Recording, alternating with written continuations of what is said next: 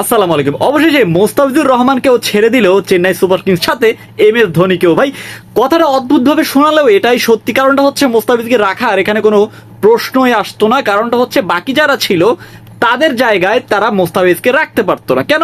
কারণ পাথিরানা, জাদেজা, ইভেন গায়কোয়াদ, তাদেরকে রাইখা তো আর আপনি মোস্তাফিজকে রাখতে পারবেন। আর ফরেন যদি কালেকশন বলেন, সেক্ষেত্রে মোস্তাফিজকে হচ্ছে আপনার পাথিরানা অথবা মোস্তাফিজ যে কোনো একজনকে চুজ করতে হতো, যেখানে কিনা তারা বেনিফিট বলতে তারা পেয়েছে পাথিরানাকে। বেনিফিট মোস্তাফিজের তুলনায় পাথিরানা অনেকটা ভালো খেলেছে, যার পরিপ্রেক্ষিতে আপনার পাথিরানাকেই তারা সিলেক্ট করে নিয়েছে।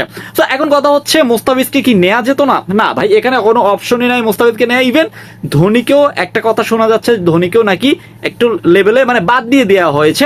কারণ ধোনিকে একটা পর্যায়ে কিনেও নেওয়া যাবে, চেন্নাই সুপার কিংসেই তিনি থাকবেন, সেটা হচ্ছে এটা আলাদা একটা ব্যাপার। কারণ একটা সময় হার্দিক পান্ডিয়া কিন্তু গুজরাটে চলে গিয়েছিলেন এবং অন্যথায় তারা মুম্বাই ইন্ডিয়ান্সে নিয়ে এসেছে। সো এরকম একটা কারণ রয়েছে।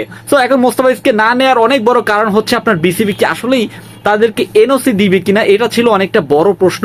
কারণ আমরা জানি এই ধরনের নাটকটা তখনই শুরু হয়ে যায় যখন বাংলাদেশের কোনো প্লেয়ার ওখানে খেলতে যায়। ইভেন আর শরীফুল ইসলামও খেলতে পারে, তাসকিন আহমেদ খেলতে পারে, এবং সাকিব আল হাসানের বর্তমানে যে ধরনের পারফরমেন্স চলতেছে, সাকিব আল হাসানও সুযোগ পেতে পারেন, সেটা বলাই যায়। এখন কথা হচ্ছে যে মোস্তাফিজুর রহমানকে কি আদৌ তারা অকশনে ডাকবে কিনা? হ্যাঁ, মোস্তাফিজকে অবশ্যই অকশনে ডাকবে। কারণ ওই যে মাঠ, চিপকের যে চেন্নাই সুপার কিংসের যে মাঠটি, সেই মাঠটিতে মোস্তাফিজকে যে বড্ড বেশি প্রয়োজন চেন্নাই সুপার কিংসের। সো পাথিরানা এবং মোস্তাফিজকে আবারও দেখতে পাবো, অন্যথায় আবার নাও দেখতে পারি। কারণ বর্তমানে যে ধরনের ফাস্ট বলার বের হচ্ছে, সেখানে কিনা কম্পিটিশনের যুগ, সেখানে আপনি ভালো না খেললে আপনাকে অবশ্যই বাদ দিয়ে দেওয়া হবে, সেটা মোস্তাফিজও ভালো করে জানে এবং চেন্নাই সুপার কিংসের ম্যানেজমেন্টও ভালো করে জানে। সো এখন কথা হচ্ছে ভাই, তাকে যেন দলে নেই, এটাই আমাদের প্রসপেক্ট এবং আশা থাকবে। এবং আপনি কি মনে করেন চেন্নাই সুপার কিংসের হয়ে মোস্তাফিজুর রহমান কি আবারও আমরা দেখতে পাবো কিনা? প্লিজ কমেন্ট কইরা জানাই দেন, কারণ আপনাদের মূল্যবান কমেন্ট হতে পারে